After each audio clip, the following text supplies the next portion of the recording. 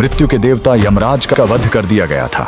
जी हाँ, उस दिन मौत को खुद अपनी मौत देखनी पड़ी थी और उनका वध करने वाले कोई और नहीं बल्कि स्वयं कालों के काल महाकाल थे। सिर्फ अपने एक 16 साल के नन्हे भक्त को बचाने के लिए महादेव ने यमराज की छाती पर ऐसी लात मारी कि यमराज के प्राण निकल गए। कहानी शुरू होती है महान शिव भक्त ऋषि मृकंडु और उनकी पत्नी मरुदवती से। सब कुछ था उनके पास, लेकिन एक ही दुख था, संतान का न होना। उन्होंने शिवजी की कठोर तपस्या की। भोलेनाथ प्रसन्न हुए, लेकिन उन्होंने एक कठिन शर्त रख दी। उन्होंने पूछा, तुम्हें कैसा बेटा चाहिए?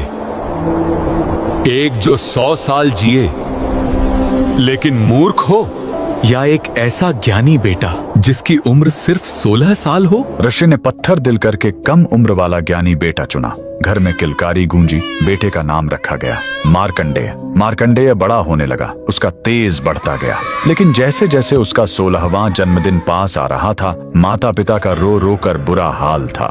जब मार्कंडेय ने कारण पूछा और उसे अपनी मौत का सच पता चला, तो वो नन्हा बालक बिल्कुल नहीं घबराया। उसने कहा, मैं उस महाकाल की शरण में जाऊंगा जो मौत को भी बदल सकते हैं। वह घर छोड़कर एक पवित्र और सुंदर नदी के किनारे आ गया।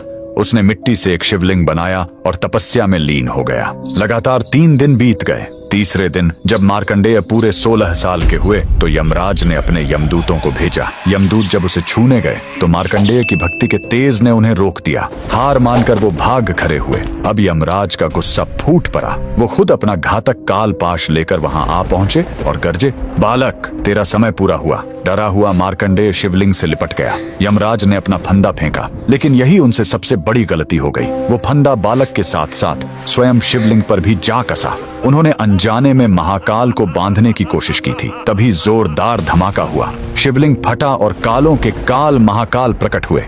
उन्होंने गरज कर कहा, मूर्ख, तूने मेरे भक्त पर वार करने की हिम्मत कैसे की? महाकाल ने एक जोरदार लात यमराज की छाती पर मारी और अपने त्रिशूल से वहीं यमराज का वध कर दिया। उस पल दुनिया से मौत खत्म हो गई। शिवजी ने मार्कंडेय को अमर होने का वरदान दिया। बाद में सृष्टि का संतुलन बनाए रखने के लिए उन्होंने यमराज को भी वापस जिंदा किया, लेकिन इस चेतावनी के साथ कि वो शिव भक्तों से दूर रहेंगे। उस महाशक्तिशाली महादेव के लिए कमेंट में हर हर महादेव जरूर लिखें।